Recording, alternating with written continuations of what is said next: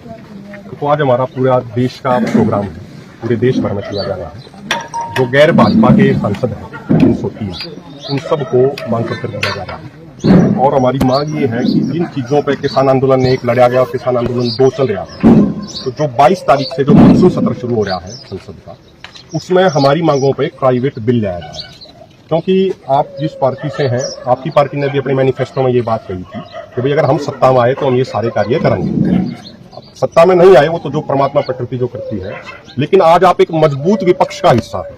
आपके भी आपके अलायंस के 237 सांसद हैं, तो अगर आप चाहेंगे तो इस पर आप एक प्राइवेट बिल पेश कर सके, उस पर वोटिंग होगी, कम से कम पूरे देश को ये पता लग जाए कौन हमारे साथ खड़ा है और कौन हमारे खिलाफ खड़ा है। और जो हमारी सबसे मेजर मांग है वो है एमएसपी गारंटी कानून की। और इस कानून से सिर्फ किसानों को नहीं, किसानों से ज्यादा फायदा पूरे देश की अर्थव्यवस्था को होना।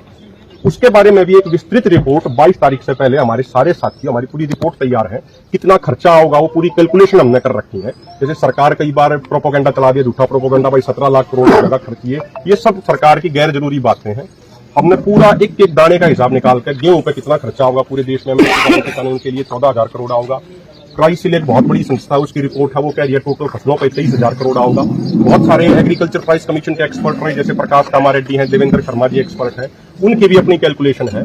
तो बहुत आसानी से बनाया जा सकता है। और एक अंतिम बात सर, आज एक तरफ तो सरकार ये कहती है, हम ये प्रार्थना करते हैं सारे मुद्दे आप संसद में उठाएंगे क्योंकि इन लोगों ने आपको प्रतिनिधि के तौर पर भेजा हुआ है।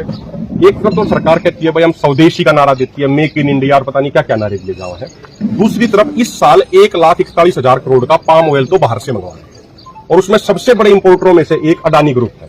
तो अडानी ग्रुप को कैसे फायदा हुआ है, उसके लिए इतना ज्यादा पाम ऑयल बाहर से मंगवाया जा रहा है, जिसके कारण हार्ट अटैक हो रहे हैं लोगों को। और अपने यहाँ पे जो सरसों की खेती करने वाले, दलहन तिलहन की खेती करने वाले थे, उनको ये दे नहीं रहे। 1,41,000 करोड़ मलेशिया इंडोनेशिया को दे रहे हैं। उसी तरीके से अब की बार 31,174 करोड़ की दालें वो बाहर से मंगवाई जा रही है, $3.74 बिलियन की।